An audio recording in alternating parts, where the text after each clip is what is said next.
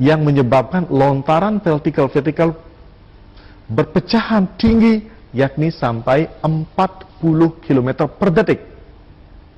Gelombang cuaca matahari ini dapat mempengaruhi kondisi muatan antariksa hingga mempengaruhi magnet bumi.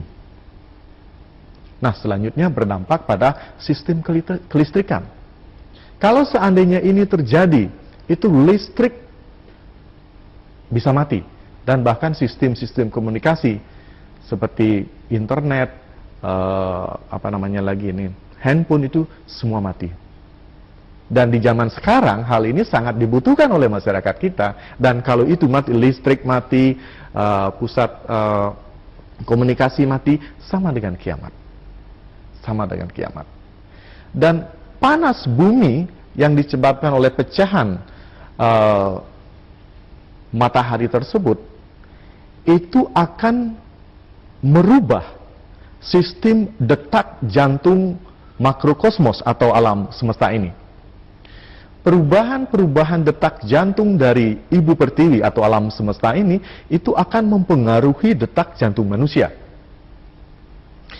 Semakin tinggi detak jantung manusia, itu berarti napas manusia itu semakin cepat. Dengan napas begitu cepat, itu tingkat emosi akan tinggi sekali. Sedikit aja ada stimulasi, itu akan terjadi pertengkaran yang sangat dahsyat. Dan sebenarnya, kalau kita menggali lebih dalam apa yang disebut dengan kiamat, itu proses kiamat itu selalu terjadi sesungguhnya.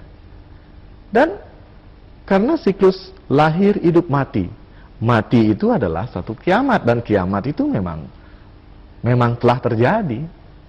Dan kita dapat saksikan apapun pengaruh-pengaruh dari emosi-emosi manusia yang saat ini begitu panasnya, itu akan apa yang terjadi di dalam manusia itu akan memantul ke alam semesta. Dan kalau energi marah yang keluar dari manusia berkumpul, kemudian memantul ke alam semesta, dan alam semesta marah juga akan memantul ke dunia. Kita dapat saksikan salah satu contoh itu di Jepang, itu tsunami di Jepang itu merupakan refleksi kemarahan manusia sehingga memantul ke sana. Dan juga sekarang terjadi peperangan di mana di negara Timur Tengah itu, di mana masyarakat yang marah itu berontak kepada pemerintahan, dan ini adalah suatu pertanda kiamat dalam tanda kutip. Seperti yang dengan jelas digambarkan oleh atau pada film 2012 itu adalah, memang yang namanya kiamat itu tidak terjadi serentak di seluruh dunia dan dunia ini akan hancur. Tidak sebenarnya. Itu di sana digambarkan bahwa di Amerika begini, di Jepang begini, di Eropa begini. Dan saat ini memang yang namanya bencana alam itu di mana-mana terjadi. Kerusuhan di mana-mana terjadi.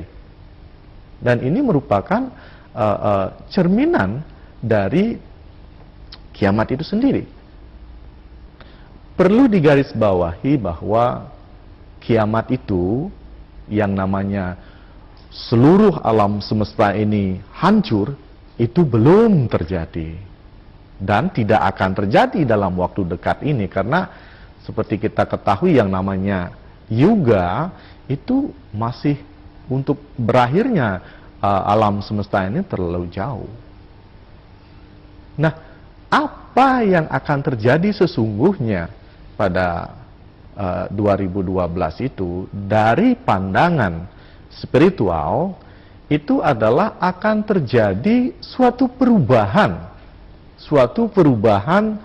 zaman. Kalau kita runut itu ada zaman Satya Yuga, di mana manusia itu bisa langsung berkomunikasi dengan Tuhan. Kemudian di zaman tersebut sama sekali tidak ada permusuhan. Pada saat itu di mana-mana Tuhan. Kemudian di zaman Tirtayuga itu manusia untuk masih pada saat itu manusia kebutuhan hidupnya masih tersedia oleh alam. Kemana-mana gampang sekali. Nah, pada saat itu manusia sudah egonya mulai meningkat, mengatakan bahwa dirinya adalah Tuhan. Kemudian Tuhan yang sesungguhnya itu menyingkir, pergi ke tempat-tempat yang sepi, misalnya ke hutan, ke danau, ke pantai dan yang lainnya. Nah, pada saat itu ketika manusia mau mencari Tuhan, tidak langsung ketemu dengan Tuhan. Mereka mencari Tuhan ke tempat-tempat yang sunyi, mereka melakukan meditasi, mereka melakukan yoga. Nah, setelah itu di zaman dua para yuga, itu di sini ego manusia sudah mulai meningkat.